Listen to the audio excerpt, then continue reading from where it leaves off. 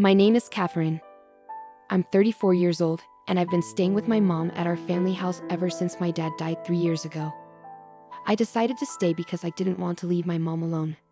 So I've been here for 3 years now. During this time, some really bad people came to see us. These people were my own brother, Bob, and his wife, Jane. I've known Bob since he was born, and Jane has been his girlfriend since they were in middle school. Bob used to bring Jane home during vacations, so I got to know her too. To be honest, I can't forget about those two. They used to bully me just for fun. Both of my parents were usually busy with work, so they weren't around much on weekends. But when they were gone, that's when the bad stuff happened. We lived in a big mansion that my dad, who was a CEO, built for us. But one time, they told me to play hide and seek in the mansion, and when I hid in a closet, my brother and Jane filled it with stuff, trapping me inside. I'd be stuck in there until just before my parents came home, and then my mom would scold me for messing up the closet. One day, my mom came home early from work and caught Bob and Jane stuffing me in the closet and blocking the door. She was really mad. After that, they never locked me in the closet again, but they kept bothering me. I was angry at my parents for not being there when I needed them. I resented Bob and Jane, but I also felt mad at my parents for not helping me. Then, when I was in middle school, Bob and Jane did something really mean. They cut up my school uniform with scissors, wrote all over my textbooks, and even ruined my cushions and bedding. I found out later that Bob and Jane were in high school at the time, and they were angry because they got bad grades on their exams and their parents scolded them. That's probably why they took such a mean revenge on me. I was shocked in my messed up room. Why was this happening to me? Why wouldn't anyone help me? I stood there lost in those thoughts. Then, when I didn't come to dinner, my mom came to check on me and saw my room. She screamed, and my dad came running too. My brother came in last, struggling to hold back his laughter. He couldn't help but chuckle sometimes. Surprised, my parents looked at me as I said, "Mom, Dad, I want to leave this house." Tears started flowing as soon as I spoke. No one is helping me. Bob and Jane are always mean to me together. They've ruined my toys, my school stuff, and my clothes. I don't want to live here anymore. I'm mad at both of you, Dad and Mom. You haven't helped me. It was probably the first time I cried so much in front of my family. Before that, I just quietly endured and cried alone when things were tough. But this time, I cried loudly like a child. Seeing me like that, my mom hugged me and said, "I'm sorry for everything." Even my brother, after seeing how upset I was, seemed to understand how serious it was. He tried to leave, but my dad stopped him. "Do you understand what you've done? This is serious," my father said. Even though he wasn't yelling, his voice was scary, even to me, who wasn't being scolded. "Come on, Dad. It's not like we committed a crime. We were just having some fun," my brother replied. "Destruction of property is a crime. You need to understand that you have to make up for it," my father explained. But Catherine is family, and I'm still young. Minors can't be criminals, can they? My brother protested. My father sighed deeply at my brother's excuse. True, as a minor, you might not have the means to pay. But as parents, we're responsible for your actions. If you can't compensate, we'll have to. It's time for you to go live with your uncle. Uncle? My father's younger brother was known for being strict and disliked dishonesty. He was like a scary figure to the neighborhood kids, similar to a boogeyman.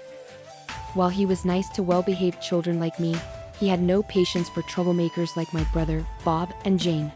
Bob never got along with him. "No, I don't want to live with Uncle. I promise I'll behave better," my brother begged. I've heard that promise too many times. When you and Jane locked Catherine in the closet, when you two chased her around, when you threw bugs at her even though you knew she was scared, every time we found out, we scolded you and you always promised to stop. But you kept doing it anyway. We can't have someone in our home who hurts our family, even if they're family themselves. "You're not welcome here anymore," my father declared. After my father's declaration, he grabbed Bob by the neck and took him away. Later on, I learned that my parents were really upset with Bob's behavior. Even after being scolded, Bob didn't seem to get why he was in trouble. He just kept bothering me. I figured he was beyond help. Some people just don't understand how to behave in society. I learned that from watching Bob and Jane. Originally, Bob planned to go to university using our father's money after high school. But our father didn't think he'd do well there. He said, You'll just cause trouble for others. So Bob ended up working at our uncle's company right after high school, but he seemed desperate to leave. As soon as he graduated, he and Jane rented an apartment together. They decided to live together without any help from our parents or uncle for rent or expenses. Later on, Bob asked me to lend him some money, even though I was just starting high school and didn't have a job. All the money I had saved up before, which Bob used to steal when he lived with us, was given back to me by my parents. I kept track of it in a notebook. So, I did have money saved, but I wasn't going to give it to him. I told Bob, "Aren't you embarrassed to ask your high school sister for money? I don't even have a job, so I don't have extra money to give you." After that, I told my parents about Bob's request, and they were angry. They'd promised not to help him anymore. I thought Bob and Jane should learn to live on their own without relying on others. From then on, I focused on my studies. I worked hard and went to college. After graduating, I got a job and continued learning new things. I was so busy with my own life that I forgot all about Bob. As I had forgotten about him, an invitation to Bob's wedding arrived at our house. The bride was Jane, of course, his partner. So they're finally tying the knot. I thought as my parents and I discussed whether we should go to the wedding of a family member. However, a few days before the wedding, my father collapsed and was taken away by an ambulance. He had always been frail, but this was the first time he had collapsed, so my mother and I panicked and called for help. During this crisis, I reached out to my brother, but he brushed me off, saying, "I'm getting married soon. Don't bother me during this important time." Even when I told him our father was urgently hospitalized, he dismissed it, saying, "He just tripped, right? Make sure you come to my wedding." Then he hung up. Sadly, our father passed away shortly after. With the funeral arrangements underway, my mother and I informed my brother that we couldn't attend his wedding. Despite his insistence that we should be there, my mother and I decided not to go. We also let Jane's parents know about our father's passing and our inability to attend. While Jane's parents understood, my brother and Jane accused us of disrespect for not attending. The message my mother and I received on our voicemail accusing us of rudeness was so absurd that it made me wonder who the real rude person was. While we were focused on arranging our father's funeral, my brother and Jane went ahead with their wedding without considering our loss. After that, my mother and I never brought it up, but we felt like our relationship with my brother was completely broken. Then, out of nowhere, my brother showed up at our door. When I answered the intercom and he said he had a delivery, I wasn't expecting him to be there in person. When I opened the door, there he was, along with Jane, carrying large suitcases. They'd pushed past me and barged into the house. "Hey, hold on, what's going on?" I protested. It seemed like my brother had forgotten our father's words, who had told him never to come back to our house. Despite that, they both barged in, dropped their luggage in the hallway, and started talking nonsense to me. "You and Mom need to leave this house right now," my brother demanded. "What? Mom has dementia, remember?" I was stunned. What was my brother talking about? It had been 3 years since our father passed away, and he hadn't apologized, visited the grave, or done anything to make amends. And now, he was asking for our family mansion. On top of that, he was assuming our mother had dementia and planning to kick her out. I was left speechless. Then our mother appeared from a room in the back. "Catherine, what's happening?" As she saw my brother, she said something shocking.